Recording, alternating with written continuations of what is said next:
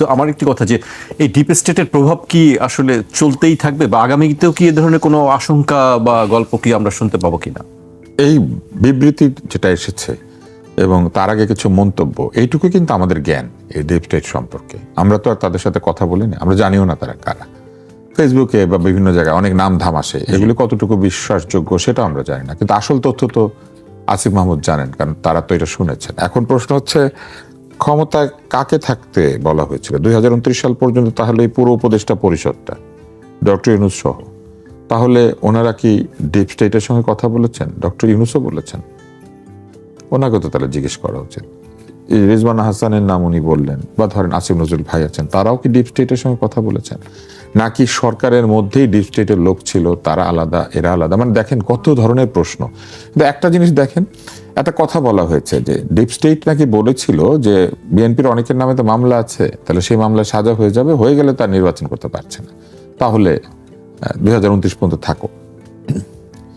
তার মানে deep state আমাদের আদালতকে প্রভাবিত করে, কার সাজা হবে এবং হবে না এটা তারা ঠিক করে। সেই বিষয়টি আছে। আর আওয়ামী লীগের বিষয়ে দেখেন, আদালতের আওয়ামী লীগের বিষয়ে তাদের একটি আমরা তো প্রস্তাব ছিল, যেটি বলেছিল আসিফ মাহমুদ ছিল প্রস্তাব, যে আওয়ামী লীগের যারা মামলা আছে সেই বিষয়ে তাদেরকে ছাড় দেওয়ার একটি বিষয়ের কথা আছে। মানে কাউকে রাজি হননি, মানে কাউকে ছাড় দেবে, কাউকে দেবে না, কাউকে ঢুকাবে, কাউকে ঢুকাবে না, ব্যাপারটা এরকম না। তার মানে কি আমাদের বিচার ব্যবস্থা ডিপ স্টেটের কথা শুনে? তাহলে এই উকিল সাহেবদের কি দরকার, তাই না? আমরা জানবো যে কে ডিপ স্টেট, আমরা তার কাছে গিয়ে ধর্ণা দিব, তারপরে তারা ডিসাইড করে দেবেন রায় কি হবে, তারপরে হবে। ব্যাপারটা কি এরকম? আমার তো মনে হয় যে ডিপ স্টেট কি এইটা সুমতো বলে না, কোর্ট শতপ্রবৃত্ত হয়ে জানতে চায়। আমি তো জানি না রাজ্জাকি ভাই, এটা তো শতপ্রবৃত্ত হয়ে যদি জানতে চাওয়া হয়, চায় না তো কোর্ট আমাদের কাছে, জানতে চাইছে। মানে আসেন আপনি বলেন, শতপ্রবৃত্ত হয়ে যদি জানতে চাইতেন আদালত, তাহলে ভালো হইতো। কারণ এটা তো আদালতেরও সম্মানহানি। কারণ বলা হচ্ছে যে আদালতের রায় কি হবে না ওনারা ঠিক করে দিবেন, এবং তার ভিতরে দিয়ে নির্বাচনে কে আসবে আসবে না সেটা ঠিক হবে। দেখেন একটা ষড়যন্ত্র তত্ত্ব, মানে তত্ত্ব। তারপরে কি হলো? তারপরে বলল ডিপ স্টেটের সাথে তারা কথা বলেছেন। তাহলে তারা ডিপ স্টেটকে চিনেন, তারা কি এখন কথা বলা বন্ধ রেখেছেন? আমাদেরকে কি ওনারা নিশ্চিন্ত করতে পারবেন যে তারা এখনো কথা বলছেন না? আচ্ছা, তারপর একটা প্রশ্ন আছে, ডিপ স্টেট তাদের কথায় রাজি হলো না, তাহলে যারা ক্ষমতা এসেছে তারা রাজি হয়েছে? উনি কি সেটাই বলতে চাচ্ছেন? তো তাদেরকে তো ডিপ স্টেট আসতেই দিতে চায় নাই। তো যাদেরকে আসতে দিতে চাইলো না, এরা রাজি হলো না বলেই ওরা চলে আসলেন। ব্যাপারটা এরকম হলো না বলে তাদেরকে, জনগণ তো ডিপ স্টেটের কথা জানতো না, তাহলে ভোট হয়েছে, জনগণ ভোট দিয়েছে, ভোটেই সরকার এসেছে। দেখেন এই কথাটার মধ্য দিয়ে কতগুলি জায়গা ছোট হয়েছে। আদালত ছোট হয়েছে, সংবিধান ছোট হয়েছে, রাষ্ট্র ছোট হয়েছে, গত উপদেষ্টা পরিষদ তারা একটা ষড়যন্ত্র তত্ত্বের মধ্যে ঢুকে গিয়েছেন, এবং জনগণের ভোটে একটা সরকার এসেছে। বলা হচ্ছে যে না, ডিপ স্টেটের কথা রাজি হই নাই বলে ওনারা এসেছেন, রাজি হলে তো আমরাই আসতাম। তার মানে জনগণও ছোট হয়েছে। এবং তারপরে তারা বলছেন যে আমরা কথা শুনি নাই। ভালো কথা শুনেন নাই, প্রস্তাবগুলো কি সেটা বলেন। আমরা জানতাম ডিপ স্টেট কি মানতে বলে, যেটা আপনারা মানেন না। এত দেশপ্রেমিক আপনারা মানেন নাই, আপনারা শোনেন নাই তাদের, সেটা বলেন না। আমরা তো ওইটাই বলতেছি, ওইটাই তো আমরা জানতে চাই যে প্রস্তাবগুলি কি ছিল। তাহলে তো আমরা বুঝতাম, সেই প্রস্তাবগুলি হতে দেখলে আমরা বুঝতাম যে আরে এইটা তো ওদের ইচ্ছা। দেখেন নাম বলে না, প্রস্তাব বলে না, তাদেরকে দেখিয়েও দেয় না, আবার তাদের কথা শুনেও নাই, আবার তাদের ইচ্ছা মতো সবকিছু হতেও দিয়েছে, আবার এখন তাদের বিরুদ্ধে অভিযোগও করে। কারণ কি এগুলোর? আবার তারা হত্যাকারী, কিন্তু তাদের প্রস্তাব বলে না। আবার হত্যার বিচারও চায়, কিন্তু তাদের নাম বলে না। কিন্তু আবার তারা দেখেন অভিযুক্ত করেছে ষড়যন্ত্রের মধ্যে তারা আছে। আপনি যদি একজন সাধারণ ছাত্র হতেন আর আপনাকে এখানে প্রশ্ন করতাম যে এই কথার অর্থটা শুধু বলেন, আপনি পারতেন? পারতেন, আমিও পারতাম না, রাজ্জাকে ভাবে পারতো না। এটা ওনারাই শুধু পারবেন, কারণ ওনারা তো অটো পাস। ওনারা অটো পাস অ্যালাউ করেছেন এই দেশে, পরীক্ষা ছাড়া পাস করে দেয়। তো যারা পরীক্ষা ছাড়া পাস করতে দেয় তারা আবার নির্বাচন ছাড়া ক্ষমতায় যেতে দেয় না। মানে তাদের সমস্ত কাজের মধ্যে স্ববিরোধিতা। তারা কি করেছিলেন? সমস্ত আন্দোলনকারী দলগুলিকে বলছিলেন যে এটা লীগ, রিকশা লীগ, আনসার লীগ, পুলিশ লীগ, এই লীগ, যখন আন্দোলন হলেই বলে। তারপরে এক পর্যায়ে তাদের প্রেস সচিব বলতে শুরু করলেন, জানেন কতগুলি ব্লকেড হয়েছে, কতগুলি আন্দোলন হয়েছে আমাদের বিরুদ্ধে। তার মানে হাজারের উপরে তারা বলেছিলেন সংখ্যাটা, যে এতগুলি নাকি আন্দোলন হয়েছে, প্রতিবাদ হয়েছে। এই 1100 লীগ, 1000 লীগ, 1000 পার্টি, আলাদা আলাদা দল বল, তারা প্রতিবাদ করেছিল। তো এদের না কোনো সমর্থন নাই? যাদের সমর্থন নাই তারা 1000 বার এসে আন্দোলন করছে তাদের বিরুদ্ধে। তাদের কথাবার্তার না কোনো আগামাথা নাই। এই গাছের শিকড় কোন দিকে আর এই গাছের মাথা কোন দিকে, এটা বোঝা খুবই কঠিন।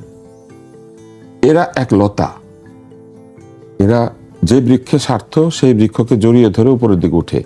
এই জন্য এরা বিএনপির কাছে গিয়ে বলেছে আমাদেরকে নেন, নেয়নি। এরপর তারা জামাতের কাছে গিয়ে বলেছে আমাদেরকে নেন, নিয়েছে। এই জন্য বিএনপি এখন ভালো না, জামাত এখন ভালো। জামাত ধরেন যদি ক্ষমতা চলে যাইতো, তখন তারা ডিপ স্টেটের নাম বলতেন আমাদেরকে ডিপ স্টেট এটা এটা বলেছিল। এখনো বলে না, তখনও বলতো না, তখন আরো চুপ করে থাকতো। কারণ এই যে তত্ত্বাবধায়ক অন্তর্বর্তী সরকারের সময় তারা উপদেষ্টা ছিলেন না, তখন তারা চুপ করেছিলেন কেন? তখন ডিপ স্টেটের নাম ফাঁস করেন নাই কেন? কেন বলেন নাই? ওনাদের কোনো কথা না, ওনারা জবাব দেন না। ওনারা জবাবদিহিতার ঊর্ধ্বে, ওনারা সবকিছুর থেকে দায়মুক্ত। ওনারা মনের যা ইচ্ছা তাই করেছেন, তাই করবেন, ভবিষ্যতেও তাই করবেন। ওনারা নতুন দিন এনেছেন, নতুন বন্দোবস্ত এনেছেন, কিন্তু নতুন বন্দোবস্তের প্যাকেট খুললে দেখি ভিতর থেকে ওই একই পচা মাছ বেরিয়ে আসে। তাহলে আর লাভ কি? তাহলে এত আন্দোলন, এত রক্তক্ষয়, কি লাভ হলো?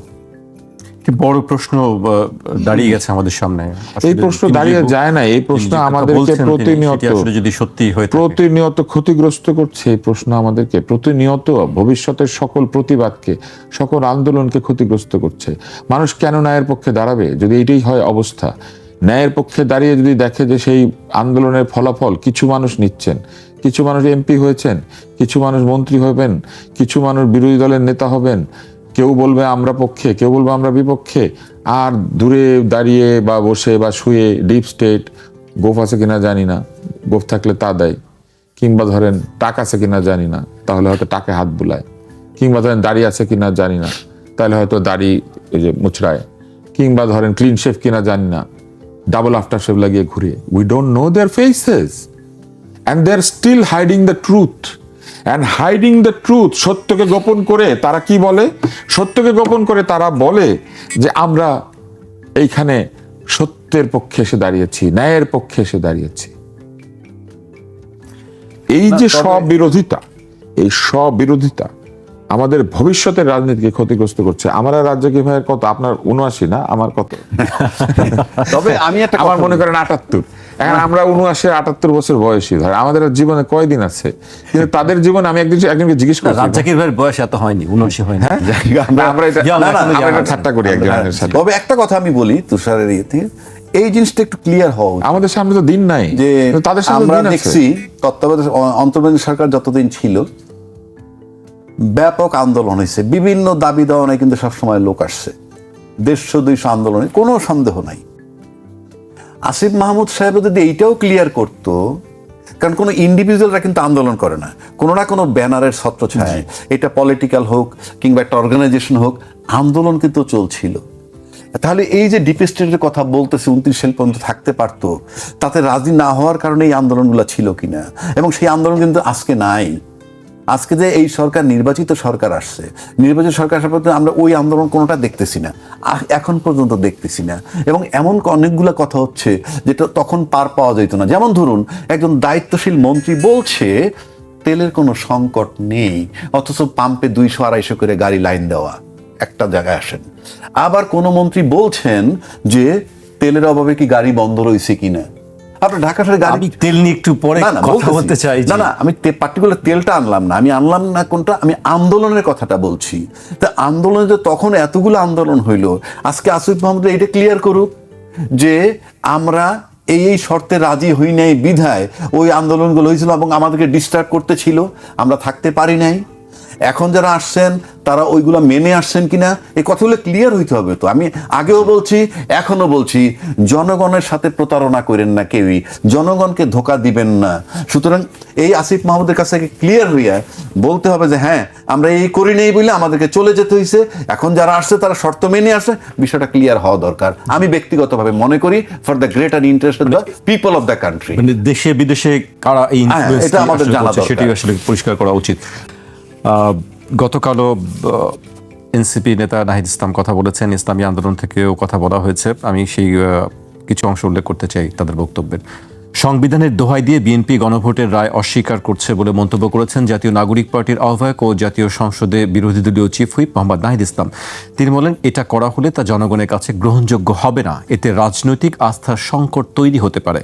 এছাড়াও আরও বেশ কিছু বক্তব্য তিনি দিয়ে বলেছেন যে জুলাই সনদ বাস্তবায়ন না হলে সেটি রাজপথে সেটির সিদ্ধান্ত নেওয়া হবে। সংবিধানের প্রতি অতিভক্তি বন্ধ করে জুলাই সনদ বাস্তবায়ন করতে হবে, এটি বলছে ইসলামী আন্দোলন বাংলাদেশ। তুষার ভাই, সংবিধান নিয়ে হঠাৎ করে এত কথা হচ্ছে কেন? দেশ কি পুরোপুরি সংবিধান অনুযায়ী চলছে না, নাকি দেশ সংবিধান অনুযায়ী যাতে চলে এবং চালানো উচিত এবং চলছে এই ব্যাপারটা নিশ্চিত করার জন্যই জাতীয়তাবাদী দল সরকার তৈরি করেছে এবং সেই সরকারের শপথ নিয়েছে। সেই শপথের অংশই হচ্ছে যে বাংলাদেশের সংবিধানকে সমুন্নত রাখা হবে এবং সংবিধানকে তার যে নিয়ম কানুন আছে সেই নিয়মের মধ্যে দিয়ে দেশ পরিচালিত হবে। এবং সংবিধানকে সমুন্নত রাখার শপথ কিন্তু কোর্টেরও। আমাদের আদালত সংবিধানকে সমুন্নত রাখে, আমাদের রাষ্ট্রপতি সংবিধানকে সমুন্নত রাখেন এবং সরকারও সংবিধানকে মেনে সংবিধানকে সমুন্নত রেখে পরিচালিত হয়। তাহলে বিএনপি সংবিধানের দোহাই দেবে কেন? বিএনপি তো সংবিধানের মাধ্যমে তৈরি হওয়া একটা সরকার। এই সংসদ ব্যবস্থা কোথায় আছে? সংবিধানে আছে। এই সাংবিধানিক পদ্ধতি কোথায় আছে? এখানে আছে। এবং বিএনপি সেটাই বলেছে, দোহাই দেওয়ার কিছু নাই। এই যে সামনে সংবিধান আছে রাজ্যকে ভাই, এখানে যা লেখা আছে সেই অনুযায়ী তারা চলার চেষ্টা করছে। কতটুকু পারছে কতটুকু পারছে না সেটা নিয়ে আলোচনা হতে পারে, কিন্তু সংবিধানের দোহাই দিয়ে, সংবিধানের দোহাই কিসের? উনি যে এই যে নাহিদ যে বিরোধী দলের চিফ হুইপ, এই বিরোধী দল কোত্থেকে এসেছে? কোথায় লেখা আছে এটা? এখানে লেখা আছে এই যে সংবিধান চিফ হুইপ, এটা কোথায় লেখা আছে? চিফ হুইপ জিনিসটা কি? আমি তো হুইপ বলতে বুঝি চাবুক, কিন্তু চিফ হুইপ হচ্ছে সংসদের একটা পদ। সংসদ কোথা থেকে এলো? তো এই সংবিধান থেকে এলো, সেখানে চিফ হুইপ এলো, সেখানে বিরোধী দলের একটা চিফ হুইপ এসেছে এবং হুইপ সাহেব এখন বলছে যে না সংবিধানের দোহাই দেওয়া ঠিক হচ্ছে না, সংবিধান মানা হচ্ছে না, বা সংবিধান মানলেই অসুবিধা। আবার এর মধ্যে এসে যুক্ত হয়েছেন আমাদের আলেম সমাজ, ভালো, ওনারা অনেক কিছু বোঝেন সংবিধান, ওনাদের তো সংবিধান নিয়ে মাথা ঘামানোরই কথা না। কারণ ওনারা কি বলেছিলেন নির্বাচনের আগে? বলেছিলেন ওনারা সম্পূর্ণভাবে ইসলামী শরিয়া কায়েম করবেন এবং শরিয়া কায়েম করবে না, এই জন্য তারা জামাতকেও সমালোচনা করেছেন। শরিয়া কায়েম করলে ওনাদের সংবিধানের দোহাই এটা সেটা নানান কিছু বলার কি আছে? ওনারা এমনি সংবিধান নাই ওনাদের কাছে, অমনি তো সংবিধান নাই, কিন্তু ওনারা আবার সংবিধান মেনে নির্বাচনে যায়, আবার নির্বাচন করে আবার সংসদ সদস্য হতে চায়, আবার সংসদ সদস্য হয়ে আবার ওই সংবিধানের নিয়ম অনুযায়ী শপথ নিতে চায়। না হলে নির্বাচন করলো কেন?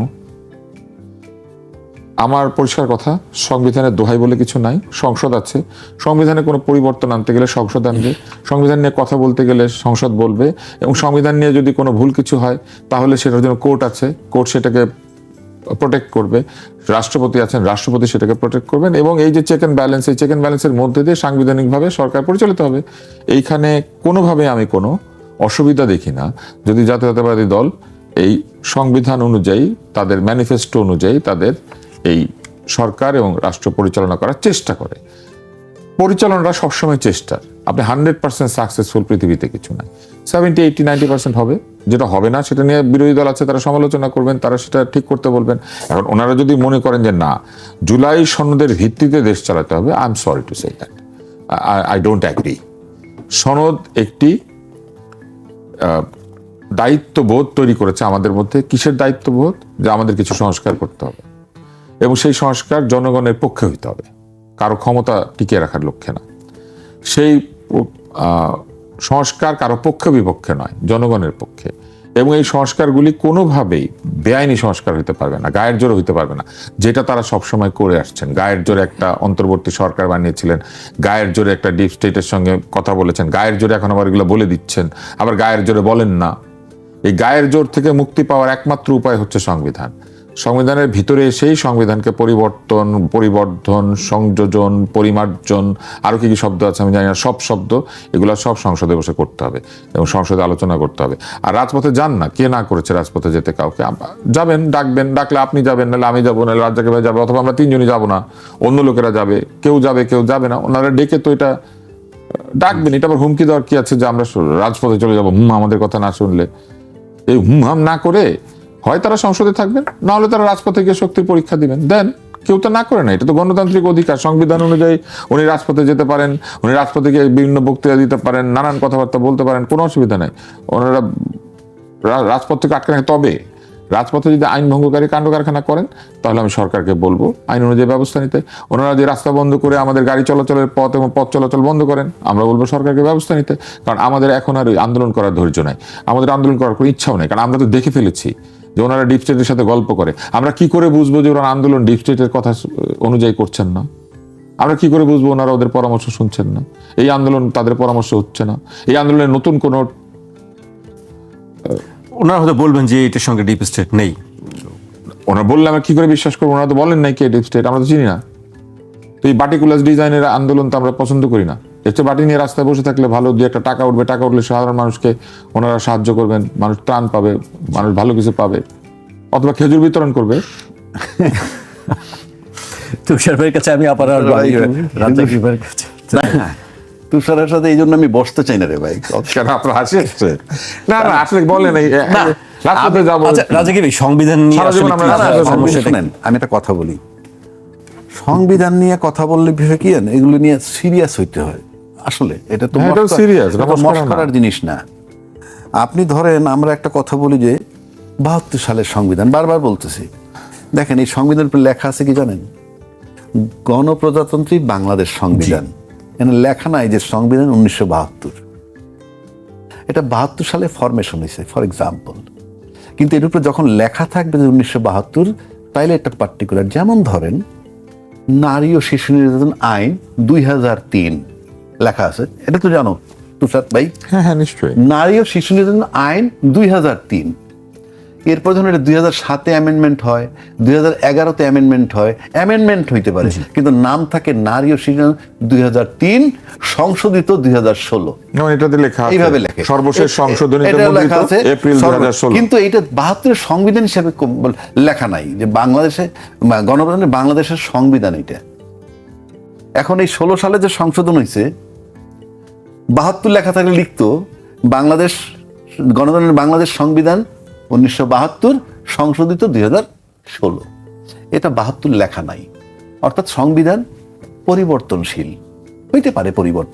পরিবর্তন মানে কোনটা? সংস্কার, সংযোজন, বিয়োজন। আবার এই সংবিধান এমনভাবেও লেখা উচিত না যে তার সাকসেসর যারা পরবর্তীকালে আসবে, আজকে যেমন বিএনপি ক্ষমতা, তার সাকসেসর কালকে যদি তুষার প্রধানমন্ত্রী হয়, সে সাকসেসর। এই বদ্ধ করেন না, না না, তখন কি হবে? সাকসেসররা যাতে এটাকে সময় উপযোগী করে সংশোধন করতে পারে, সেই দরজাটা বন্ধ না করাটা হইল সংবিধানের কাজ। কিন্তু বিগত সরকার এই সংবিধানটাকে এমনভাবে রেখে গেছে যে তার সাকসেসররা এসে সংশোধন করতে পারবে না। যদি বলেন কিভাবে, আমি দেখাচ্ছি। এই সংবিধানের 142 অনুচ্ছেদ, দেখানো লাগবে না, এই বইটা নিয়ে আসছি আমি, যেটা আমরা প্রায় মুখস্থ করে ফেলেছি। হ্যাঁ, এই 142-এ আছে কি, যে এই সংবিধান পরিবর্তন, সংশোধন, বিয়োজন, সংস্কার সব করতে পারবে 2/3 মেজরিটি সাংসদের মতামতের ভিত্তিতে। সেই 2/3 মেজরিটি কিন্তু আজকের বিএনপি সরকারের আছে। সুতরাং তারা এইটা তাদের যেমন খুশি তেমন সংশোধন করে নিতে পারে 142 মোতাবেক। কিন্তু সংবিধানের 7-এর খতে বলা আছে, এই সংবিধানের 7-এর খ অনুচ্ছেদে বলা আছে, 142 অনুচ্ছেদে যাহা কিছু বলা থাকুক না কেন, এই সংবিধানের প্রথম ভাগে যা আছে, দ্বিতীয় ভাগে যা আছে, আরো কিছু অনুচ্ছেদ উল্লেখ করা আছে, এইগুলা কোনো রকম পরিবর্তন করা যাবে না। এবং এই 7-এর খ, 7-এর ক, 4-এর ক সব কিন্তু প্রথম ভাগে। অর্থাৎ আপনি এইগুলোতে হাত দিতে পারবেন না। হাত দিলে 7-এর কতে বলা আছে কি শাস্তি, রাষ্ট্রদ্রোহিতার শামিল, মৃত্যুদণ্ড পর্যন্ত হতে পারে। সুতরাং তামাশা নয়। আমি এটাকে সর্বোচ্চ আসনে মূল্যায়ন করতে চাই, কিন্তু সরকার ভুল করে গেছে কি, আপনার জন্য সুযোগটা রাখে নাই এটার ভিতরে ঢোকার, যেটা আমি আগে বললাম। আপনার সংস্কার করার পথ বন্ধ করে দিছে। এখনো কিন্তু এই সরকারি দল হিমশিম খাচ্ছে, এখনো কিন্তু ঢুকতে পারেনি। বারবার বলতেছে সংবিধানের কথা, ফাইন। যেমন ধরেন এই সংবিধানের 4-এর কতে বলা আছে, আমি পড়ে শোনাবো, একটু সময় নাই, আর পড়ে শোনাই। এটা জাতির জন্য ভালো হবে, আপনার আমার জন্য ভালো হবে, আর তুষার তো একটা ভালো ক্লাস হচ্ছে। হ্যাঁ, তুষারের জন্য খুবই ভালো হবে। না, আমি এটা পড়েছি। আচ্ছা, 4-এর কতে বলা আছে, জাতির পিতা বঙ্গবন্ধু শেখ মুজিবুর রহমানের প্রতিকৃতি, রাষ্ট্রপতি, প্রধানমন্ত্রী, স্পিকার ও প্রধান বিচারপতির কার্যালয় এবং সকল সরকারি ও আধা সরকারি অফিস, স্বায়ত্তশাসিত প্রতিষ্ঠান, সংবিধিবদ্ধ সরকারি কর্তৃপক্ষের প্রধান ও শাখা কার্যালয়, সরকারি ও বেসরকারি শিক্ষা প্রতিষ্ঠান, বিদেশে অবস্থিত বাংলাদেশের দূতাবাস ও মিশনসমূহ সংরক্ষণ ও প্রদর্শন করতে হবে। বঙ্গবন্ধুর ছবিটা, আমি বঙ্গবন্ধুর মানি না মানি আমার কিচ্ছু আসে যায় না, আমি তো সংবিধান মানি। এই সংবিধান বলতেছে ওই ছবিটা থাকতে হবে। আজকে তো কোনো ছাত্ররা ক্ষমতায় নাই, আজকে তো যেই ছাত্রের ভয় অস্থির ছিলাম আমরা, তারা তো নাই। কিন্তু রাষ্ট্রপতির বঙ্গভবনে এই ছবিটা ঝুলতেছে না কেন? বিদেশি দূতাবাস থেকে নাকি ইউনূস সরকার নামাই দিছিল, এখন ঝুলতেছে না কেন? 4-এর ক, প্রতি মুহূর্তে আপনি সংবিধান ভায়োলেট করতেছেন। আরো জাতির জ্ঞাতার্থে বলতেছে, বঙ্গভবন থেকেও নামিয়ে দিয়েছে, তখনই দিয়েছে, সেটি তো বলতেছি। কিন্তু এখন তো এটা তো রাষ্ট্রপতিও বাধা দেন নাই, ইউনূস সাহেব বাধা দেন নাই। না, রাষ্ট্রপতি বাধা দেন নাই, ইউনূস সাহেব বাধা দেন নাই। ইউনূস সাহেব শক্তি ছিল ছাত্র এখন ক্ষমতায় নাই, তাহলে এখন রাষ্ট্রপতি তুলতেছেন না কেন? 4-এর ক, অর্থাৎ আপনি in the name of constitution আপনি কিন্তু হরহামেশা সংবিধান ভায়োলেট করতেছেন। এখন প্রশ্ন আসে, কালকে যদি এই সংবিধান আপনি সংস্কার করতে পারেন, কইরে যদি এই 4-এর ক বাদ দেন, ভালো কথা। কিন্তু যতক্ষণ বাদ দিতে পারতেছেন না, অতক্ষণ ভায়োলেশন অফ কনস্টিটিউশন হচ্ছে, এবং আপনি এটার এই ক্রিমিনাল অফেন্স কিন্তু হচ্ছে, এটার অ্যাকশন কিন্তু কখনো যাবে না। এই আইনটি, এই সংবিধানটা পুরো যদি বাতিল হয়ে যায়, নতুন সংবিধান আসে, তাতেও এই সংবিধান যতক্ষণ ছিল ততক্ষণ যে আপনি মানেন নাই সেটার বিচার হবে। নাম্বার 1। নাম্বার 2-তে আসেন, আপনি রাষ্ট্রপতিকে নাকি যা সাজায় দেয় তাই বলবে। কেন? রাষ্ট্রপতির কি সেন্স নাই? উনি রাষ্ট্রপতি, হি রিপ্রেজেন্ট বাংলাদেশের নাম্বার 1 ব্যক্তি। আপনাকে লিখে দিলেই পড়বেন কেন? He could have resign. না, আমার আদর্শ বঙ্গবন্ধু, উনি বলছেন এই সংবিধান রক্ষার জন্য আমি জীবন দিতে পারি। কোথায় জীবন দিচ্ছেন? উনি পবিত্র পার্লামেন্টে গিয়া উনি মিথ্যাচার করেছেন। হ্যাঁ, বলবেন সরকার লিখে দিছে, আমি পড়বো কেন? আমার দরকারটা কি? এইখানে সংবিধানে উনি গিয়ে পার্লামেন্টে বলছেন জাতি মুক্তিযুদ্ধের ঘোষক জিয়াউর রহমান, আমি মানি জিয়াউর রহমানকে। ফর এক্সাম্পল, আমি শেখ মুজিবকে ঘোষক মানলাম না, স্বাধীনতার ঘোষক আমি মানলাম না, আমি জিয়াউর রহমানকে মানবো। কিন্তু আপনার জায়গাটা তো বদল করে নেবেন। এই কাগজে লেখা আছে একটা, পড়বেন আর একটা, এটা কি হবে? আপনি কাগজে লেখা একটা, পড়তেছেন আর একটা। এখানে আমি পড়ে শোনাই, সংবিধানের 6ষ্ঠ তফসিল 150(2) অনুচ্ছেদ মোতাবেক, এটা জাতির জানা দরকার আমি মনে করি। 1971 সালের 25শে মার্চ মধ্যরাত থেকে অর্থাৎ 26 মার্চ প্রথম প্রহরে জাতির পিতা বঙ্গবন্ধু শেখ মুজিবুর রহমান কর্তৃক প্রদত্ত স্বাধীনতার ঘোষণা। এবং এই যে ঘোষণাপত্র, এখানে তার ঘোষণাটা পরিষ্কার বলা আছে যে বঙ্গবন্ধু শেখ মুজিবুর রহমান স্বাধীনতার ঘোষক। আপনি যদি বলতে চান এটা মিথ্যা, ভালো কথা। যতক্ষণ মধ্যে চেঞ্জ না হয়, যতক্ষণ মধ্যে ডকুমেন্টে লেখা থাকবে, ততক্ষণ মধ্যে আপনাকে মানতে হবে। আপনি অফেন্স করতেছেন ফুল টাইম।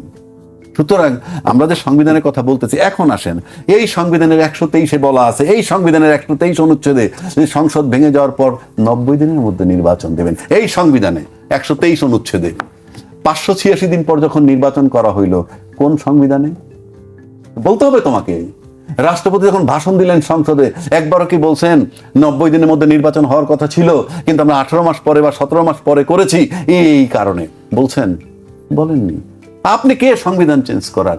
যতক্ষণ সংস্কার না হয় আপনি পারবেন না। তার মানে সংবিধানে যারা সংসদে যারা ঢুকেছেন, তারা কোন বিধানে ঢুকেছেন? আমি বারবার বলছি, ইউনূস সাহেবের অলিখিত সংবিধান ছিল। সেই অলিখিত সংবিধান মোতাবেক ডেট ছিল, দিল 26 মার্চ 2026-এর 12ই ফেব্রুয়ারি, এবং সেই দিনই নির্বাচন হয়েছে। এবং এই সংবিধান মোতাবেক নির্বাচন, এবং তারা কিন্তু ওই ইউনূস সাহেবের ইয়ের উপরে নির্বাচন করে পার্লামেন্টে আসছে, সংবিধান মানেন নাই।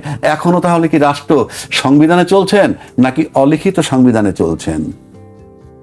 যদি সংবিধান মোতাবেক বলি, তাহলে ইমিডিয়েটলি বঙ্গবন্ধুর ছবি ঝুলান এবং স্বাধীনতার ঘোষক বঙ্গবন্ধুকে বলতে হবে আমি এই সংবিধান মোতাবেক। আর তা নয় সংস্কার করুন। এখন আসেন, সংস্কার করবেন কেমন? আপনি ঢুকতে পারবেন না। সেই সংস্কার করার জন্য রাষ্ট্রপতি একটা আদেশ জারি করলেন, কি?